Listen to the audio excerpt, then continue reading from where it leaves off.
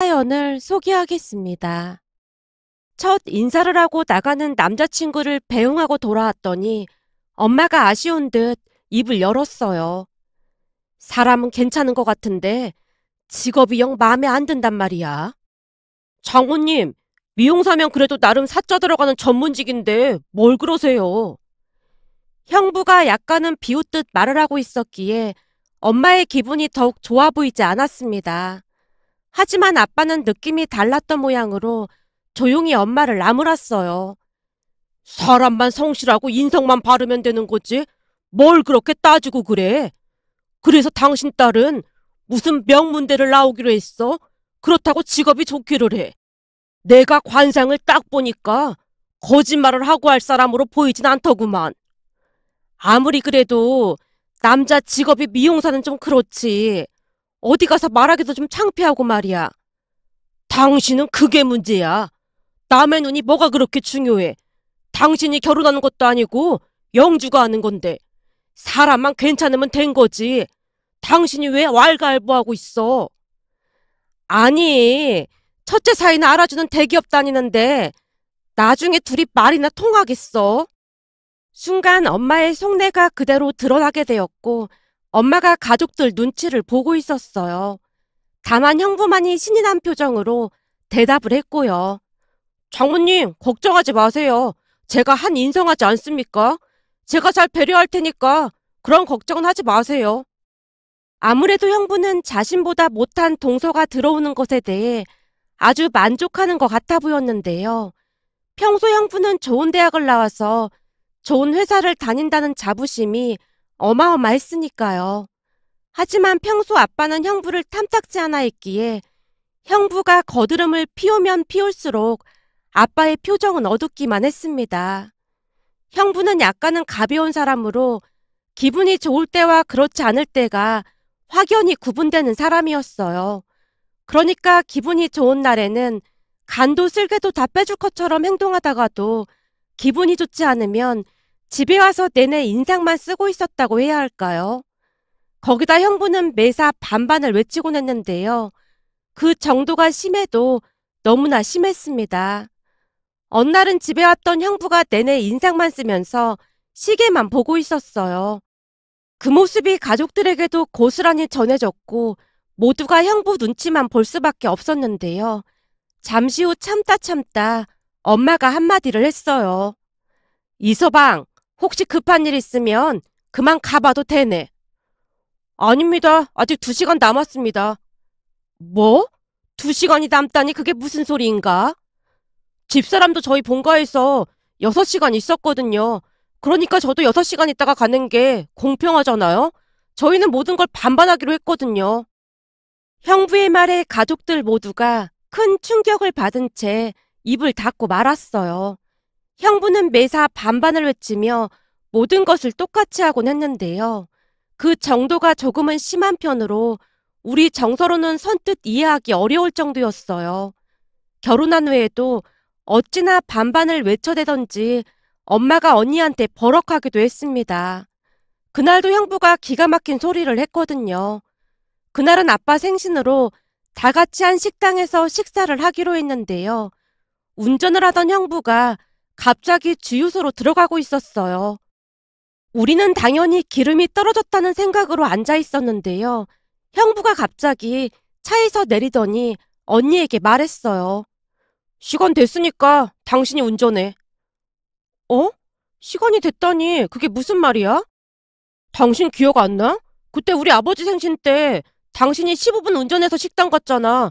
그리고 지금 나도 15분 운전했으니까 이제부턴 당신이 운전해야지. 뭐? 아무리 그래도 이건 좀 심하다고 생각하지 않아? 심할 게 뭐가 있어. 이런 사소한 것부터 정확하게 하지 않으면 나중에 조금씩 불만이 생긴다고 내가 몇 번이나 말했잖아. 형부가 어찌나 단호하게 말을 하던지 자포자기한 모습으로 언니가 형부와 자리를 바꾸는 모습이었어요. 문제는 그게 끝이 아니었습니다. 식당에서 식사를 하고 난 뒤 카운터에서 계산을 하던 형부가 직원에게 말했어요. 저기요, 여기 35만 원은 이 카드로 계산해 주시고 나머지는 이 사람 카드로 계산해 주세요. 라며 언니 손을 잡아 끌어서 카운터 앞에 세웠습니다. 형부의 모습에 창피한 마음이 들었던 것인지 언니가 조용히 속삭였어요. 여보, 그냥 당신이 계산하면 되잖아. 창피하게 왜 이래? 창피할 게 뭐가 있어. 저번에 우리 아버지 생신 때 35만 원 나왔으니까 정확히 하자는 건데. 뭐해? 빨리 나머지 계산해. 라며 형부가 자리를 비켜주는 모습이었어요. 그 모습에 언니뿐만 아니라 가족들 모두가 학을 띠게 되었고, 집에 돌아온 형부가 잠시 밖에 나간 틈을 타 엄마가 언니에게 말했어요. 그놈의 반반 때문에 내가 아주 노이로제 걸릴 지경이야. 니들이 반반을 하던 말던 우리는 관심도 없으니까 그냥 오지를 마라. 창피해서 같이 다닐 수가 없어. 그냥 우리끼리 잘 살 거니까 니들 신경도 쓰지 마. 엄마, 그건 안 되지. 아니, 오지 말라는데 안 될 게 또 뭐가 있어? 그렇잖아. 저 사람은 무조건 반반하자고 하는데 그럼 내가 너무 손해보잖아. 그러니까 절대 그런 말 입 밖으로 꺼내지도 마. 진짜 미치고 팔짝 뛰겠네. 니들 오는 거 하나도 안 반가우니까 오지 마. 오지 말라고. 엄마가 버럭했지만 언니도 형부에게 질릴 대로 질린 나머지 무조건 반반해야 한다며 어떻게든 집에 찾아오곤 했습니다. 그랬으니 아빠는 그런 형부를 불편해했고 거리를 두려 노력하는 모습이었어요. 저 또한 언니와 형부의 모습을 고스란히 봤기에 만약 결혼을 하게 된다면 형부 같은 사람은 만나지 말아야겠다는 생각뿐이었습니다. 그에 비해 남자친구는 자상하고 배려심이 많은 사람으로 형부와는 전혀 다른 사람이었어요. 우리는 남자친구가 운영하는 미용실에서 만났는데요. 다른 미용실에서 파마를 했지만 파마를 엉망으로 해놔서 눈물을 삼킨 채 친구에게 사진을 보내주며 난리를 쳤어요. 야, 완전 큰일 났어. 내 머리 어떻게 함? 이러고 출근을 어떻게 하냐고. 헐, 진짜 이렇게 났다고? 너 대체 미용실에 어디로 간 거야? 인터넷에 꽤 유명하다고 하는 곳으로 갔지. 미리 예약하자고 갔는데 머리를 이 모양으로 만들어놨어. 아, 완전 망했어. 어쩌지? 엄청 웃기지? 이건 웃긴 정도가 아니라 완전 참담하다는 말밖에 안 나오는데? 그렇지. 아, 진짜 어떡하지? 어떡하긴 뭘 어째. 다른 미용실 가서 어떻게든 복구를 해봐야지. 뭐? 복구? 이게 복구가 될까? 너 그 머리하고 출근했다가 사내 게시판에 올라갈 수도 있어. 아니지. 회사 사람들이 혐오감 준다고 신고할 수도 있겠다. 난 무지 심각한데 자꾸 장난칠 거야? 영주야, 내가 네 절친이잖아. 그러니까 현실을 그대로 말해주는 것뿐이야. 너 진짜 그 머리로 출근하면 안 된다. 내가 다니는 미용실 있는데 거기 가서 상담해봐. 내가 미리 전화해놓을게. 거기 엄청 잘하거든. 근데 진짜 이 머리를 살릴 수 있을까? 그거야 내가 전문가가 아닌데 어떻게 알겠어. 그니까 가서 상담 받아봐. 실력 하나는 알아주니까. 친구가 제게 전화번호를 하나 보내줬고 친구가 알려준 미용실로 발걸음을 재촉했습니다. 잠시 후 미용실에 도착을 했는데 그동안 제가 다니던 미용실과는 많이 달랐어요. 한적한 골목에 있는 그냥 작은 미용실이었으니까요. 너무나 초라해 보이는 미용실 앞에서 들어갈까 말까 몇 번이나 고민하다가 문을 열고 들어갔는데요. 제 모습을 보자마자 남자 미용사가 물었어요. 혹시 미진 씨 친구분이세요? 아, 네. 한눈에 알아보시네요. 하긴 지금 제 머리가 하도 우스꽝스러워서 몰라볼 수가 없었겠네요. 미진이 말로는 이 머리를 하고 회사 갔다가 사람들한테 혐오감을 줄 수도 있다고 하더라고요. 그때는 왜 그랬는지 모르겠지만 저도 모르게 말이 술술 나오고 있었는데요. 평소 제 성격은 모르는 사람에게 먼저 말을 걸거나 하는 성격이 아니었거든요. 그런데 제 말을 듣던 미용사가 웃음을 참지 못한 채 큰 소리로 웃고 있었기에 민망한 생각이 들어 제가 기어들어가는 목소리로 물었어요. 저기, 제 머리가 그렇게 이상한 거예요? 진짜로 이 머리하고 회사 가면 혐오감으로 신고가 들어올까요? 아니, 그게 아니라 누가 미진 씨 친구분 아니라고 할까봐 말하는 게 너무 똑같아서요. 저도 모르게 웃음이 나왔어요. 미진 씨가 워낙 재밌잖아요. 근데 두 분이 참 많이 닮았네요. 아, 근데 저랑 미진이는 많이 다른데? 제가 볼 때 두 분이 참 많이 닮았는걸요? 우선 이쪽으로 앉아보세요. 제가 한번 봐볼게요. 미용사가 자리로 안내를 했고 자리에 앉자마자 다시 한번 처참한 모습과 마주해야만 했습니다. 아니, 엄청 유명한 곳이라고 해서 갔는데 머리를 어떻게 이렇게 해놓을 수가 있을까요? 진짜 너무하지 않아요? 이 머리를 해놓고 24만 원이나 받았다니까요. 네? 24만 원이요? 참 돈 벌기 쉽네요. 미용사 입에서 그 말이 툭 하고 튀어나오고 말았는데요. 그 말에 왠지 모르게 위안이 되는 기분이었습니다. 잠시 머리를 요리조리 살피던 미용사가 조용히 입을 열었어요. 이건 좀 심각한데요. 여기 보시면 많이 탔어요. 네? 탔어요? 아니 머리카락이 무슨 지포도 아니고 이렇게 탈 수가 있어요?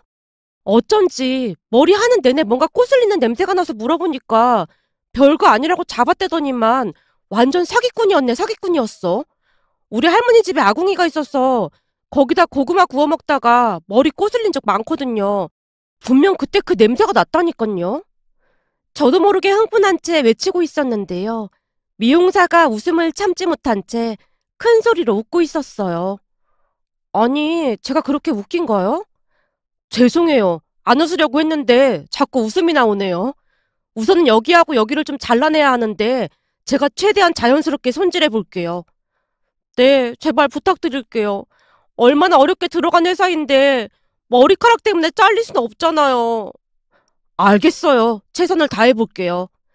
미용사가 간신히 웃음을 참으며 머리를 손질하기 시작했는데요. 저도 모르게 눈물이 고였지만 미용사가 저를 위로해줬습니다. 그렇게 잠시 후 머리 손질이 끝이 났고 물론 머리가 많이 짧아지긴 했지만 긴 머리를 했을 때보다 오히려 더 잘 어울리는 모습이었어요.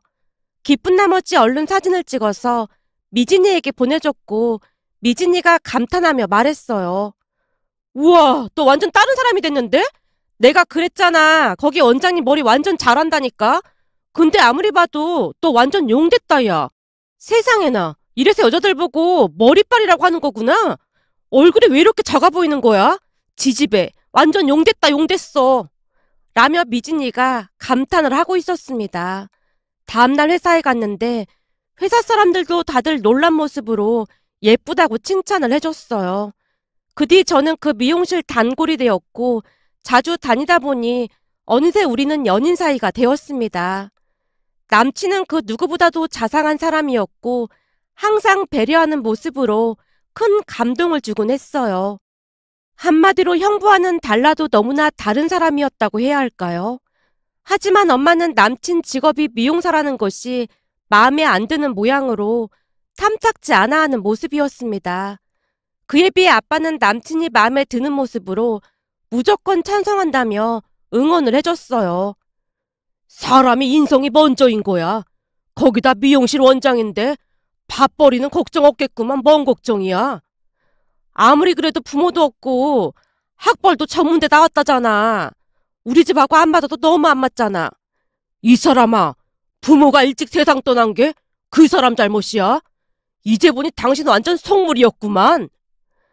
아빠가 실망 가득한 눈빛으로 엄마를 나무랐기에 엄마가 더 이상 대꾸를 하지 못한 채 고개를 숙이는 모습이었습니다. 물론 엄마의 마음을 이해하지 못한 건 아니었어요.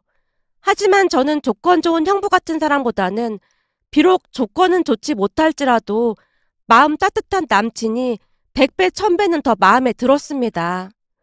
그렇게 우리는 결혼을 했습니다. 결혼을 한 뒤 남편은 아빠와 많은 시간을 보내곤 했는데요. 같이 포장마차에서 소주를 마시기도 했고 아빠가 좋아하는 등산도 자주 같이 다니곤 했습니다. 어느 날은 남편이 아빠에게 조용히 말을 했어요. 아버님, 사실 부모님께서 제가 고등학교 때 돌아가셨는데요. 사는 게 힘들다 보니까 아버지가 항상 바쁘셨습니다. 생각해보면 자라면서 아버지와 같이 했던 시간이 별로 없었던 것 같아요. 아주 오래전 친구 아버지가 친구에게 자전거 타는 법을 가르쳐주는 걸 지켜본 적이 있었는데요. 그 친구 아버지와 친구가 하던 대화가 지금까지도 잊혀지지가 않아요. 친구 아버지가 자전거에서 손을 뗐는데 친구가 그랬거든요. 아빠 뒤에 있는 거지? 그럼 아빠가 잘 잡고 있으니까 걱정하지 마. 아빠가 항상 뒤에 있으니까 아무 걱정도 하지 마. 알았어. 아빠 어디 가면 안 돼? 아빠 손 안 뗐어. 앞에 잘 보고 힘차게 페달 밟아봐. 라고 말하는데 그 모습이 어찌나 부럽던지 집에 가서 우리 아빠는 왜 맨날 바쁘냐고 엄마한테 투정을 부렸었어요. 아버지는 내내 일만 했고 쉬는 날에는 집에서 잠만 주무셨거든요. 근데 지금 생각해보면 아버지의 삶도 참 힘들었겠다 싶은 생각이 들어요. 결국 아버지는 내내 일만 하시다가 돌아가셨으니까요. 그러다 보니 요즘 아버님과 이런저런 것들을 해보면서 얼마나 행복한지 모르겠습니다. 말을 하는 내내 남편의 눈에 이슬이 맺혀 있었는데요. 아빠가 남편의 손을 꽉 잡아주며 말을 했어요. 나도 요즘 자네랑 즐거운 시간 보내서 얼마나 좋은지 모르겠네. 이상하게 자네랑 있으면 아들처럼 편해. 우리가 인연은 인연인 것 같구만. 그렇게 아빠와 남편은 마치 하늘에서 맺어준 사이 마냥 잘 지냈습니다. 시간이 가면 갈수록 엄마도 남편을 마음에 들어하는 모습이었고요. 내가 겪어보니 조건 좋은 거 그거 다 쓰잘데기 없는 거야. 돈이야 우리가 먹고 살만한데 내가 괜히 색안경을 끼고 봤다니까. 그렇지? 내가 진짜 좋은 사람이라고 말했잖아. 어느새 엄마도 남편에게 마음을 빼앗긴 채 저보다 남편을 더 챙기곤 했습니다. 시간이 날 때마다 도시락까지 챙겨서 남편이 운영하는 미용실로 가져다 줬을 정도였으니까요. 그러던 중 엄마가 남편을 완전히 신뢰하게 되는 일이 일어났습니다. 어느 날 건강검진을 받으러 갔던 부모님의 얼굴이 심각해져 있었기에 걱정스러운 마음이 들어 물었어요. 엄마, 왜 그래? 뭐가 안 좋대? 재작년에 건강검진 받을 때까지만 해도 아무 이상이 없다고 했는데 이게 무슨 일이야 그래? 왜? 뭐가 문제 있대? 순간 얼굴이 하얗게 질린 채 엄마가 눈물까지 흘리고 있었어요. 아빠, 무슨 일인데 그래? 의사 말이 네 엄마가 암인 것 같다면서 정밀 검사를 해보자고 하더구나. 근데 확실한 건 아니라고 하니까 검사해봐야 알 것 같아. 뭐? 암? 그게 정말이야? 그동안 아무런 증상도 없었잖아. 원래가 암 초기에는 증상이 잘 나타나지 않는다고 하잖아. 우선 정밀검사 받아보고 다시 얘기하자. 더 이상 말을 하고 싶지 않다는 듯이 아빠가 자리를 피하는 모습이었고 엄마는 넋이 나간 채 앉아 있었습니다. 그렇게 얼마 뒤 정밀검사에서 암이라는 진단을 받았고 엄마는 급히 수술 준비를 위해 많은 검사를 받아야만 했는데요. 이미 잔뜩 겁을 먹은 엄마가 주변을 정리하기에 이르렀어요. 어느 날은 집에 갔더니 엄마가 식탁에 홀로 앉아서 뭔가를 작성하고 있었거든요. 엄마, 뭐 하는 거야? 앞으로 내가 어떻게 될지 모르는데 가족들에게 유언장을 써야 할 것 같아서. 뭐? 유언장? 엄마, 의사가 암 이기는 아무것도 아니라고 했잖아. 근데 무슨 유언장을 쓴다는 거야? 사람 일 모르는 거잖니. 혹시나 내가 잘못될 때를 생각해서 대비를 해놔야지. 내가 유언장을 써보니 계속 수정할 것도 많고 지금 써놓는 게 맞는 것 같아. 엄마, 벌써부터 그런 나약한 마음 먹으면 안 된다니까? 의사가 별거 아니라고 하는데 의사 말을 믿어야 할 거 아니야. 제 설득에도 불구하고 엄마가 유언장을 써내려갔습니다. 아무래도 갑작스러운 암 선고에 큰 충격을 받은 듯 해보였는데요. 수술을 하고 난 뒤 항암 치료를 받으면서 엄마는 더욱 자포자기하는 모습이었어요. 무엇보다도 항암 치료를 하면서 머리카락이 빠지는 것에 대해 하루하루 무기력해져 갔다고 해야 할까요? 항암 치료가 힘든 것임을 익히 들어서 알고 있었기에 더욱 마음이 아플 수밖에 없었습니다. 결국 얼마 뒤 부모님이 남편 미용실의 모습을 드러냈는데요.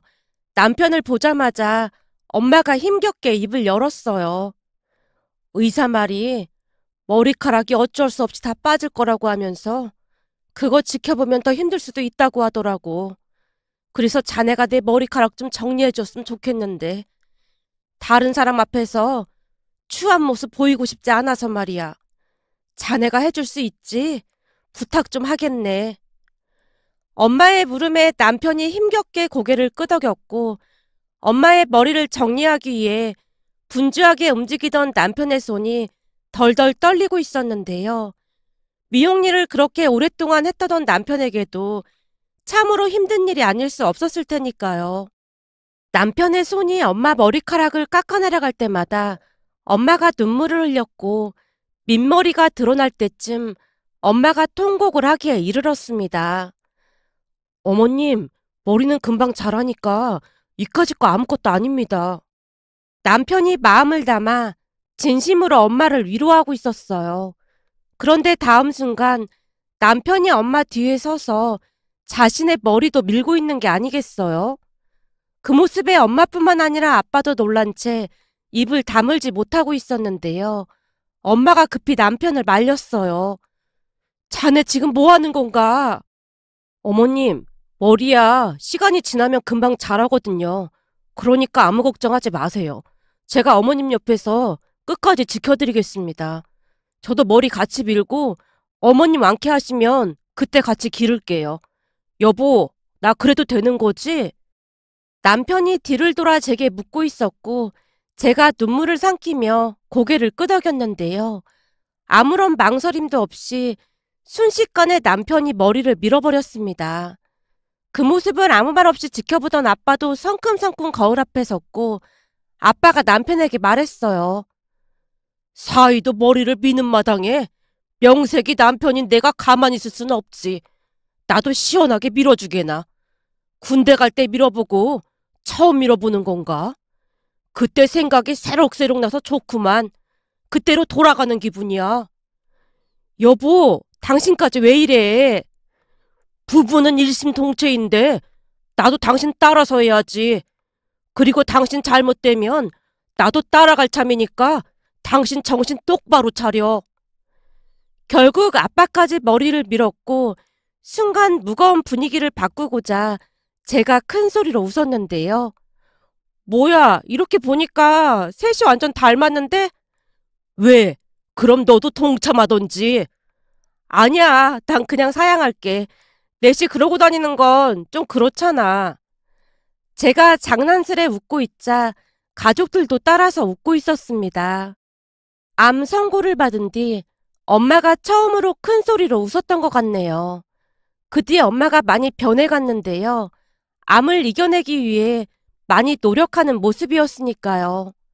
엄마가 아프고 난 뒤 우리 부부는 친정에서 살다시피 했고 어느 날은 부모님과 남편이 소파에 나란히 앉아서 TV를 보고 있었는데 그 모습을 보면서 마음속 깊은 곳에서 뭉클한 무엇인가가 솟구쳐 오르기도 했답니다. 그렇게 엄마는 하루가 다르게 좋아져 갔는데요. 혹시나 엄마가 외출을 한다고 하면 남편이 엄마의 전용 미용사가 되어 가발을 정성껏 손질해주기도 했습니다. 병마와 싸우는 엄마 곁에 아빠와 든든한 남편이 있다는 게 얼마나 큰 힘이 됐는지 모르겠습니다. 그 뒤 엄마는 완치 판정까지 받았고 누구보다도 건강하게 잘 지내고 계신답니다. 그런데 그 와중에 다른 좋은 변화도 있었다고 해야 할까요? 비록 암이라는 어마어마한 시련을 겪긴 했지만 엄마가 암을 치료하는 과정에서 형부도 조금씩 변해가고 있었거든요. 우선 형부는 엄마를 따라서 과감하게 머리를 밀어버린 남편의 모습을 보고 적지 않은 충격을 받은 모양으로 놀란 채 동공이 심하게 흔들리고 있었어요. 어느 날 형부가 남편 미용실로 찾아와서 조용히 물었다고 했으니까요. 동서는 어떻게 그런 생각을 할 수가 있는 거야? 네? 그런 생각이라니요? 아니, 그 머리 말이야. 내 부모도 아니고 장모님을 위해서 어떻게 머리까지 밀 수가 있어? 내 입장에선 도무지 이해가 되지 않아서 말이야. 그게 저도 모르게 손이 자동으로 움직인 거 보면 그게 사랑의 힘이 아닌가 싶어요. 이성으로는 도무지 이해가 되지 않지만 마음이 저절로 움직이는 거 그게 사랑이 아닐까요? 저도 그냥 마음이 움직인 것 뿐입니다. 저는 제 아내에게 제 모든 걸 다 줘도 아깝지가 않거든요. 그렇게 살면 오히려 마음이 편안해지더라고요. 그날 남편의 말에 형부가 큰 충격을 받았던 모양인데 집에 돌아간 형부가 며칠 동안이나 서재에 들어가서 멍이 앉아만 있더랍니다. 그러다 어느 날은 기적이 일어났습니다. 퇴근을 하던 중이라며 언니도 없이 형부 혼자 친정에 왔는데요. 집 안으로 들어서던 형부의 손에 과일과 채소가 잔뜩 들려 있었어요. 이서방, 이게 다 뭔가? 그리고 설마 혼자 온 건가? 장모님, 제가 여기저기 물어보니까 채소가 건강에 좋다고 해서 유기농으로만 사왔습니다. 뭐? 자네가 나를 위해 직접 장을 봐왔단 말인가? 네, 앞으로도 관리 잘하셔야 하잖아요. 비록 제가 동서처럼 머리는 밀지 못했지만 이렇게라도 도움을 드리고 싶어서요. 그동안 제가 많은 생각을 해봤는데 너무 계산적이었다는 생각이 많이 들었습니다. 많이 후회가 됩니다. 사랑하는 사람들에게 너무 모질게 했던 제 모습을 돌이켜보고 반성도 많이 했고요. 그동안 못난 모습만 보여드려서 정말 죄송합니다. 어느새 형부의 눈에 눈물이 그렁그렁 맺혀 있었고 엄마가 형부의 손을 가만히 잡아주며 따뜻한 목소리로 말했어요. 이서방, 내가 세상을 오래 살진 않았지만 살다 보니 사람이라면 누구나 실수를 하게 마련이야. 잘못된 것을 깨닫고 고치려고 노력하는 자네 모습 보니까 아주 기분이 좋구만. 자네가 사다 준 이 채소랑 과일 먹고 진짜 건강해질 것 같구만. 정말 고맙네. 엄마의 말에 형부가 눈물까지 흘리는 모습이었는데요. 어쩌면 형부도 그동안 잘 몰라서 그러지 않았을까 하는 생각이 들어 짠한 마음이 들었습니다. 그 뒤 형부는 이것저것 몸에 좋다는 걸 사서 수시로 친정에 방문을 하는 모습이었고 그런 형부의 모습에 언니도 시부모님께 최선을 다하는 모습이었습니다. 그 모든 것들을 지켜보던 엄마가 조용히 한마디를 했어요. 이래서 집안에 사람이 잘 들어와야 하는 거야. 우리 둘째 사이 덕분에 집안이 이렇게 화목해졌잖니. 역시 사람은 이 마음이 따뜻해야 하는 법이야. 요즘은 진짜 살맛이 난다니까. 엄마가 기쁜 목소리로 외치고 있었답니다. 따뜻한 마음을 가진 남편으로 인해 형부가 변하는 모습을 보며 사람에게 있어 무엇이 제일 중요한지에 대해 다시 한번 깨닫게 되는 계기가 되었다고 해야 할까요? 문득 건강해진 모습으로 열심히 운동을 하는 엄마를 보며 다시 한번 남편에게 고마운 마음이 들어 이렇게 글 남겨봅니다. 오늘의 사연은 여기까지였습니다. 즐겁게 보셨다면 구독, 좋아요 부탁드립니다. 고맙습니다.